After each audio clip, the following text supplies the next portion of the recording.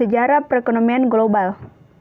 Para pakar sejarah menganggap bahwa globalisasi adalah sebuah fenomena yang terjadi pada abad ke-20 yang berkaitan dengan kebangkitan ekonomi internasional. Padahal, interaksi dan globalisasi yang terkait dengan masalah internasional tersebut telah wujud selama berabad-abad tahun yang lalu. Pada tahun 1000 sampai 1500 Masehi, globalisasi telah mulai tumbuh. Hal ini ditandai dengan adanya aktivitas-aktivitas perdagangan antar negara, yaitu pedagang Tiongkok dan pedagang India yang telah menjelajahi negara-negara lain melalui jalan darat dan laut. Banyak lagi pendapat para pakar mengenai fase globalisasi. Apabila kita memperhatikan fase globalisasi yang telah disampaikan, hal ini sekurang-kurangnya dapat membantu kita dalam menggambarkan bagaimana bila sesungguhnya fase globalisasi tersebut terjadi. Yang pertama adalah globalisasi kuno. Globalisasi kuno dipandang sebagai suatu fase dalam sejarah globalisasi yang mengacu pada peristiwa dan perkembangan globalisasi sejak masa peradaban terawa sampai kira-kira tahun 1600-an.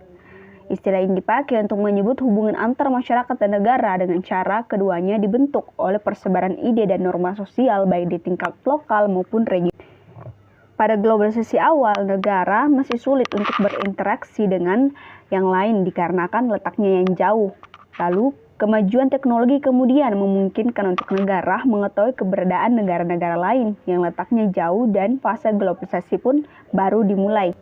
Ekonom dan sosiologi historis Jerman, Andre Gander Frank juga berpendapat bahwa globalisasi diawali oleh munculnya hubungan dagang antara Sumer dan peradaban lembah Indus pada milenium ketiga sebelum Masehi.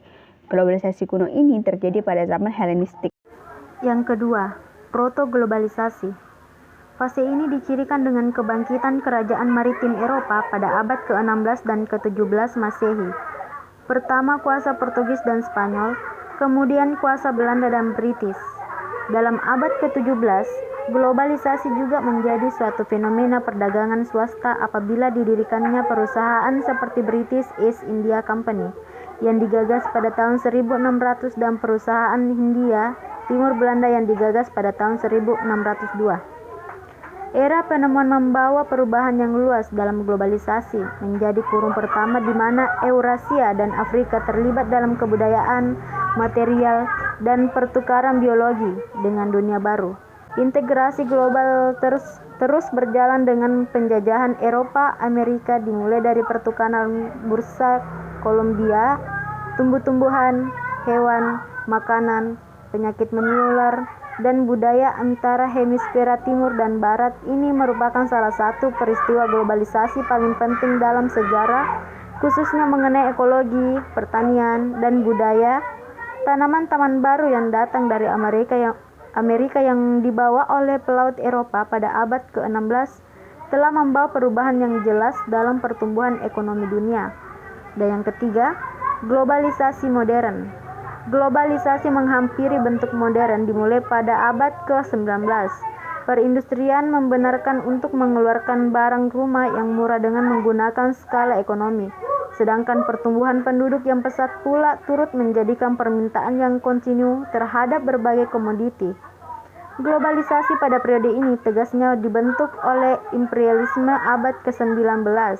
Setelah Perang Candu dan persiapan penaklukan British India, populasi besar dari wilayah ini menjadi konsumen dari ekspor Eropa. Dalam kurun ini juga kawasan sub-Sahara Afrika dan pulau-pulau Pasifik telah dimasukkan ke dalam sistem dunia. Sementara itu, penaklukan bagian dunia baru seperti sub-Sahara Afrika oleh bangsa Eropa juga menghasilkan sumber-sumber alami yang berharga seperti karet, berlian, dan batu bara.